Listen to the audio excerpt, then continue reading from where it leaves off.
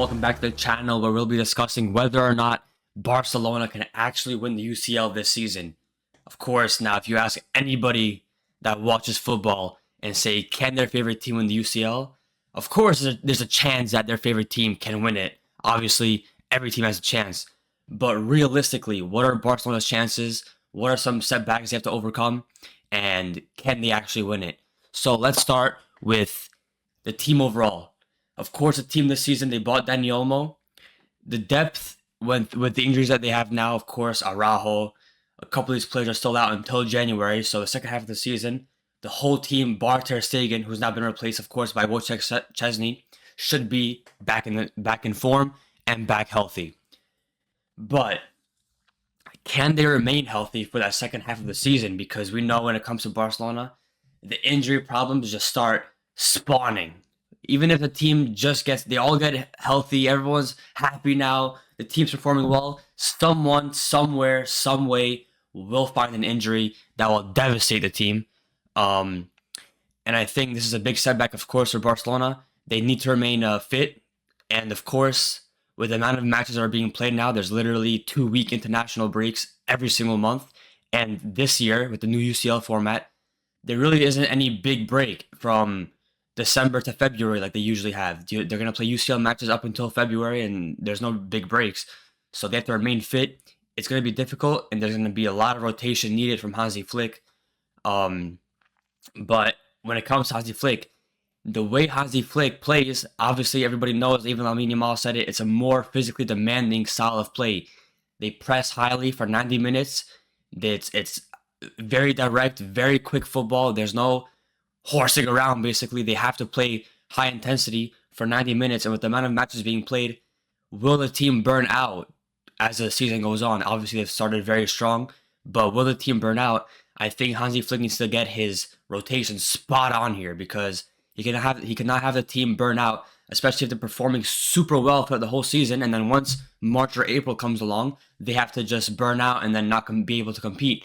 So he needs to sort out the depth. He needs to sort out the rotations and figure out a way to make sure that the players do not burn out. Next, the high line. Barcelona this season, obviously they've scored so many goals. They've been the best attack in the world football this season. There's no question about it. But the defense has not been as strong, and they're not really one of the strongest teams defensively. Fair enough, a lot of players are injured. They have Christensen injured, Araujo injured, and they're starting Inigo Martinez. And even then, there's been matches where him or Kubarsi have had to be rotated. So it's very thin defensively right now, the squad. But when it comes to the high line itself, forget the in-depth of the players available and stuff like that. When it comes to the actual high line, they haven't really played Barcelona. They haven't really played a team that can exploit that high line. Now we have matches after this international break coming, Bayern and Madrid, big teams with fast players, like, for example, Mbappe, Vinicius Jr., Sane. These are players that can exploit a high line because they have higher intelligence, obviously, and they're faster. Hansi Flick needs to adjust that as well, because you cannot play matches against, like, Madrid, for example, who, by the way, are not a team that dominate. They like to sit a bit in their own half, and they're happy to counterattack. So you need to make sure that high line is not as high as if you were playing against a smaller team. Drop it a bit and make sure you have defenders that can pull off an offside trap consistently and not have a high line that gets destroyed by these players with speed, especially with, like, Mbappe, who doesn't have just speed, he'll finish any chance. So he needs to make sure of that. And I think the structure of the team overall has been very good so far. It's just that the injuries have been so rampant. This international break has been massive when it comes to recoveries. Dani Olmo will be back. Fermi will be back. Gavi will be back. There's a bunch of players. And then De Jong and Fati will have some more match fitness. So I think it's been a huge international break in that regard. But it's going to be difficult. Of course, the UCL is still one of the biggest, the biggest club competition, one of the biggest in sports. I think that the way Barca started the competition, of course, they lost to Monaco away. They had the red card that game.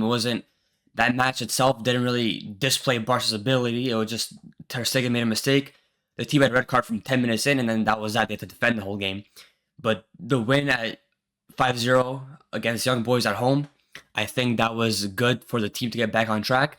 And I think now with the 7 or 8 matches that the team has to play in the UCL, they have chances to come back. You could lose to Monaco in the first match and still have a chance to make it to the knockout stage. So it's good in that regard. It gives teams more opportunities. And I think Barcelona can, with the injuries that are going away, basically the players that are coming back, they're gonna have more depth and opportunity to build a stronger squad and see for Hansi Flick who he can rotate, when he can rotate, how he can start, and it's gonna be important.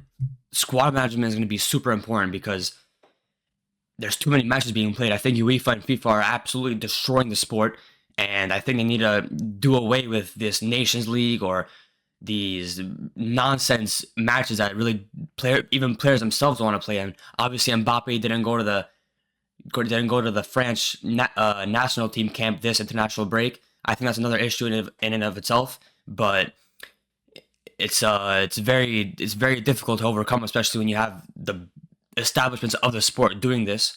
You have players speaking out against it. Obviously, the players that did speak out against it, they've received the worst ACL injuries you could find. But it is what it is. I think the UCL, of course, is it's definitely something that Barcelona can win this season. I think Hansi Flick is a manager that they've hired now that has experience in that competition. Xavi brought the team to a level where they've stabilized themselves. Hansi Flick's gonna bring them to that next level now. He's gonna bring them to that world level, and let's see if Barca can compete. I honestly think, of current form, Barca's top 3, top 4. I wouldn't put Barca as front runners because for a very long time they haven't been convincing in the Champions League, and their defense, which is very important when it comes to the Champions League, hasn't been the strongest in Europe. So I wouldn't put them as direct front runners, but certainly top 3, top 4. Of course, other teams there are Man City, Madrid, not because of how they perform, but because of how they managed to win games. I very rarely see a game from Madrid against a big team where they truly perform well and they have moments in the game where they just dominate the opposition. I rarely see that. They just manage to win games. I don't know what force is pushing them to do that, but it's interesting. But yeah, that's it for today's video. It's a bit shorter, just a yap session, a talk session for me. I honestly think Barca could have a high chance of winning this.